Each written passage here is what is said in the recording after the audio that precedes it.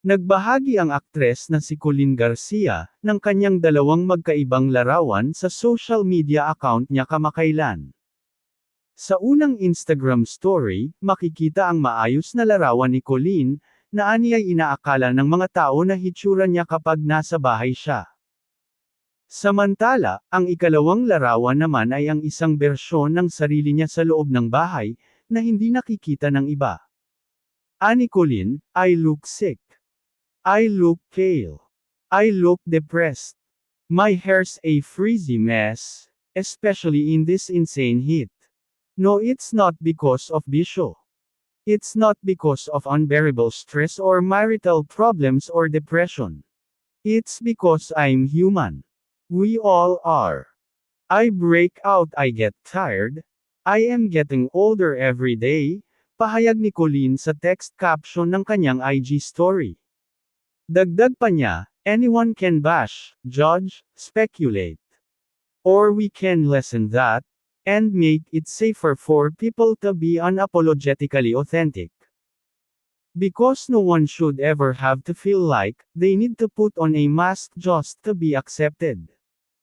Aniya pa, "Showbiz is a switch we turn on, until we get to shed the makeup, the hair extensions and the pretensions and just be. We complain about how everything on social media is so fake and filtered, and then in the same breath, we bash what's real, when we feel like it's not pretty enough for us." Napaisip ang mga netizen sa post na ito ni Colleen. Anila, tila may pinagdadaanan raw ang mag-asawa. Dahil kumalat rin sa social media, ang larawan ng TV host actor na si Billy Crawford, na tila screenshots mula sa isang video clip kung saan makikita ang kanyang pamamayat.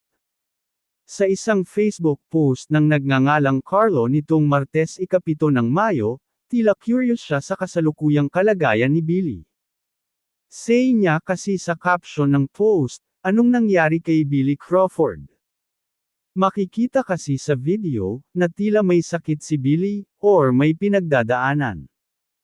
Umani tuloy ito ng samot-saring reaksyon mula sa mga netizen ang larawan ni Billy at Instagram post ni Colleen Garcia. Tila may pinagdadaanan raw ang mag-asawa. Narito ang ilan pang komento ng mga netizens. "He just age. That's how life work. Overwork, pagod syempre, sipag niya kasi, motivated by his family. Kung diabetic siya, ganito talaga pag bigla ang diet ang ginawa. Naalala ko mama ko noon. Dapat pala di banibigla ang diet sa mga diabetic, dapat may diet plan." Ayon pa ng isa pang netizen, "Stay strong and keep your faith." Sabi naman ng isa, pinapapayat ni Colleen.